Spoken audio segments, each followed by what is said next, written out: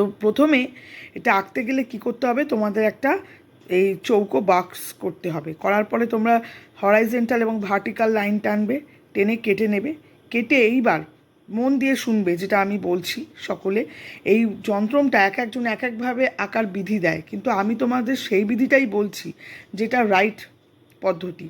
প্রথমে তোমরা 24 লিখবে, মিডিলে ফার্স্টে 24 লিখবে, তারপরে তার নিচে 28 লিখবে, তারপরে চলে যাবে বাঁ দিকে 23 লিখবে, তারপরে লিখবে 22, তারপরে উপরে লিখবে 27, তারপরে তার পাশে লিখবে 20, তারপরে তার পাশে লিখবে 25, তার পাশে লিখবে তারপরে 26, তারপরে লিখবে 21।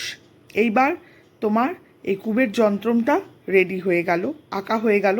এইবার তোমরা কি করবে, এটাকে তোমরা মা লক্ষ্মী এবং কুবেরকে স্মরণ করবে, করে এটাকে 4 ফোল্ড করে, 4টে ভাঁজ করে 4 ফোল্ড করে কাগজটিকে মা লক্ষ্মীর যে ছবি আছে বা মূর্তি আছে তোমাদের বাড়িতে, আমাদের হিন্দুদের প্রত্যেকের বাড়িতেই থাকে, তো সেখানে তার তলায় চাপা দিয়ে রেখে দেবে।